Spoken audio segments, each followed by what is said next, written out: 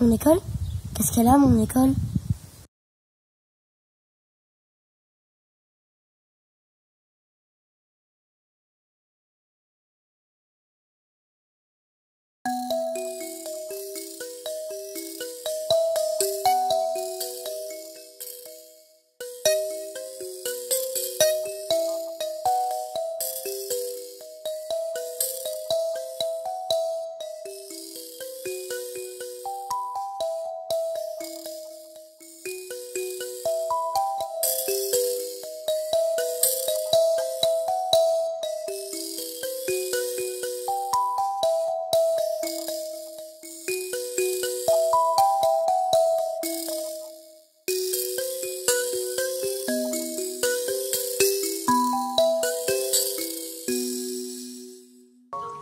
Linette, Oui. tu as quel âge? 4 ans. Et tu es en quelle classe? Mon session. T'aimes l'école? Oui. Mon école, elle n'a rien à changer. Elle est très bien comme ça. Et sans mon école, je sais pas ce que je deviendrai. Je voudrais pas qu'on enlève mon école parce que, ok, peut-être qu'elle est petite, mais pour moi, c'est comme une famille. J'y suis depuis le CP et elle est dans mon cœur. Elle est dans mon cœur. Il n'y a pas beaucoup d'élèves et du coup, maîtresse, elle peut s'occuper de tout le monde. La directrice, au travers de tout ce qu'elle a mis en place, je peux en parler parce que je suis maître nageur, j'apprends à nager aux enfants, donc il y a forcément des stratégies à mettre en place, mais que l'enfant puisse jouer, qu'il puisse prendre du plaisir. Et ce qu'elle a mis en place avec les enfants, alors elle bosse beaucoup, mais c'est l'autonomie. Il y a eu des enfants en difficulté. Mon fils a un TDAH sévère. Il est aussi appareillé pour un problème de sommeil. Il y a une AESH. Il a une AESH mutualisée. Mais en fait, elle était là pour tout le monde. Et elle a considéré, et tous les enfants se sont considérés égaux. Chacun aidait l'autre. Elle a donné des missions à tout le monde. Elle les a rendus responsables d'eux-mêmes, autonomes. Et de savoir accepter, il y a vraiment une philosophie qu'elle a pu mettre en place. Et tous les enfants étaient heureux de venir. Mon fils est en 6e cette année dans un super collège, mais il regrette énormément. Il dit, je veux retourner à Chalais, je veux retourner à Chalais. Parce qu'elle a su mettre de l'humanité au sein de tous les enfants. Et les parents, effectivement, on a envie de s'investir quand on voit des enfants heureux d'aller à l'école, heureux d'apprendre, heureux d'aller découvrir des choses au jardin, heureux d'aller dans des endroits différents. Je suis la maman de Valentin, il a 11 ans, il est en CM2. Voilà, alors une fermeture de classe sur le RPI de Saint-Jory, Chalais, Mialet, Firvé, pour moi c'est très compliqué et voire inenvisageable parce que tout simplement il y a plusieurs paramètres. C'est que premièrement, je suis productrice de volailles et je sers les écoles primaires du RPI. Donc fermeture d'une classe, c'est pour moi ça a un impact professionnellement et surtout au niveau de mes enfants, parce qu'ils ont eu de la chance d'être dans des écoles où l'inclusion était largement autorisée et respectée. Parce que j'ai des enfants qui sont neuroatypiques. Donc, par conséquent, on a pris la chance d'être dans des petites classes.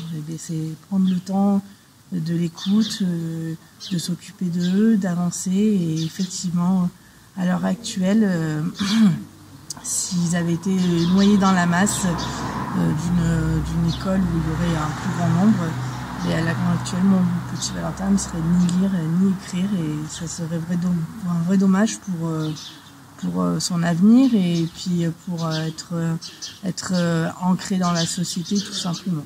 Voilà. Donc je vous en supplie, me fermez pas mes petites écoles. Depuis qu'on est là, on a aussi rencontré beaucoup de parents, beaucoup de familles, super, très agréables, qui parfois viennent de plus loin juste pour pouvoir mettre leurs enfants dans nos écoles, puisque nos écoles sont des écoles humaines, à taille humaine, compréhensibles. On a vraiment de la chance d'être où on est et on aimerait vraiment garder nos écoles avec ces effectifs-là, avec ces institutrices. C'est simple, demain, en fermant une classe, On mettrait simplement nos institutrices qui sont ultra engagées, en difficulté, face à des classes trop nombreuses, sur des niveaux trop différents. Voilà, moi j'espère vraiment que les classes de milieux ruraux continueront à vivre. Est-ce que tu penses que des choix comptables peuvent expliquer ces choix-là de fermeture? Le problème, c'est que le point de vue actuel, c'est que des effectifs de, je ne sais pas, 16, 17, 18 élèves, c'est trop faible. Alors qu'en réalité, à mon avis, ce sont des effectifs qui sont propres à permettre une individualisation de l'enseignement beaucoup plus satisfaisante. Et cela répond certainement mieux à cet objectif. Mieux que 30 élèves par classe. Surtout que la population change et que les enfants changent. Et certainement que ce serait mieux adapté à ce qu'ils sont actuellement. Ben oui, bien sûr. L'école a compris cette nécessité de répondre aux besoins de chacun. Encore faut-il s'en donner les moyens. Tout à fait. Merci. On est obligé de faire des choix, et nous choix aussi, on fait le choix d'accompagner, dans la mesure possible, bien sûr du budget, mais d'accompagner les écoles, donc on y tient. Voilà. Donc effectivement, quand on nous dit on va la fermer, forcément, on l'accueille pas de gaieté de cœur, quoi. Oui, ce lien entre les associations, les amicales et les écoles qui crée un peu une dynamique. Qui crée la vie locale et qui crée la dynamique et qui fait que les gens se connaissent, s'apprécient. Voilà, je pense que c'est très très très important. Voilà. Plus on est loin, je pense, plus on est éloigné. On devient après, qu'est-ce qu'on devient? On devient une commune dortoir. Voilà, c'est nécessaire de garder cette école. Voilà, enfin les écoles en général, et de garder une école dans chaque commune, parce que je ne vais pas parler de pédagogie de base, mais ça c'est quand même l'école de la République. Quand il n'y a plus d'école dans une commune, on sait très bien que la nature va avoir du vide, et que forcément il va y avoir d'autres choses qui vont se mettre à la place. Et on le voit, je ne critique pas les écoles en elles-mêmes, je dis que c'est quand même l'école de la République, c'est tout le monde qui a pu acquérir un certain savoir grâce à ces écoles-là, et voilà, c'est gratuit, les gens peuvent y aller, tout le monde peut y aller, et je pense que ça c'est important pour la société en elle-même, quoi. Voilà. Donc si un jour on ferme la classe ici, peut-être qu'il y aura quelqu'un qui aura une idée de dire pourquoi on ne ferait pas une autre école.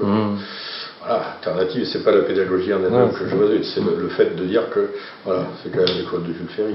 Oui, c'est public, c'est pour tout le monde, c'est gratuit. Pour tout le monde, c'est gratuit. Voilà. J'ai été institutrice à Saint-Jory-de-Chalais de 1963 à 1993 et j'étais directrice d'école et je suis tout à fait sensible à ce maintien des écoles parce que c'est la vie de nos petites communes, de nos campagnes.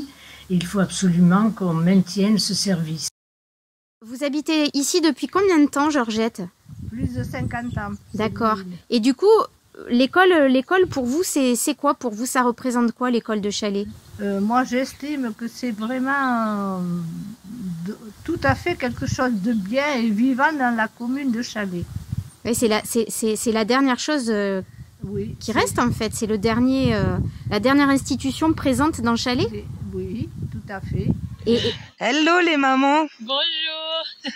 Alors, on fait face à une fermeture d'école, enfin en tout cas une restriction, donc peut-être une fermeture avec une maîtresse en moins. Ah oui. Alors, on sait que vous êtes parents d'élèves toutes les deux. Alice, est-ce que tu peux te présenter, nous dire t'es la maman de qui? Bonjour, je suis Alice. Je suis la maman de Béatrice et Florence, dans les sections moyennes et tout petits aussi. Comment se passent les communications avec les maîtresses? Est-ce que tu arrives à bien parler avec les maîtresses? À voir quand il y a un problème, tu peux aller voir les maîtresses? Ah oui, bien sûr, tout à fait, oui. Donc elles sont proches de nos élèves? Oui, oui. Elle est très gentille, elle est très sympa et elle a beaucoup de patience avec les enfants aussi. Oui, et beaucoup de beaux projets. Oui, absolument, oui, c'est vrai. Et c'est vrai que chaque fin de vacances, on a des cahiers avec des photos. Ah oui, oui. On voit ce que nos enfants font. Oui, oui. Elles ont le temps de faire tout ça. Oui. Ok. C'est mignon. et Jess, Juna fait partie des meilleurs élèves? C'est une très bonne élève. Oh oui, oui, Juna. Et aujourd'hui, elle lit français autant qu'anglais. Elle adore lire. Oui, yeah. And on est très, très fiers. Et tout ça, c'est un peu quand même grâce aux maîtresses qui ont donné envie d'apprendre. Les maîtresses ont donné envie d'apprendre aux enfants, les motivent et leur donnent envie d'aller plus loin. Oui, oui, c'est vrai. Yeah, the class, ils sont comme une petite famille. Exactement. Yeah. Donc on voudrait bien garder nos institutrices et nos écoles.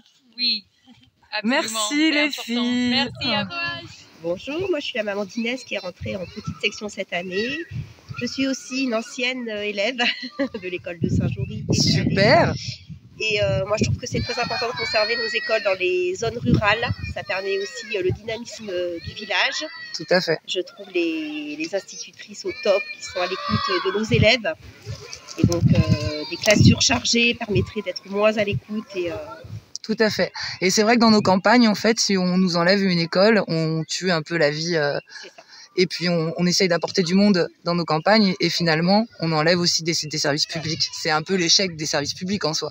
C'est ça. Elles ont de beaux projets pour nos enfants et voilà. C'est vrai qu'elles ont de très beaux projets, qu'elles sont investies et motivées et qu'à chaque fois elles proposent beaucoup de sorties. On est une école qui fait le plus de sorties pédagogiques dans le coin.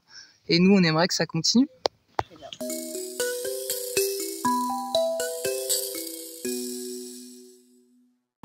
C'est cette école qui m'a appris à exprimer ce que je pensais, ce que j'avais envie de dire à d'autres. Super. Ça, c'est important. Sans école, je suis KO.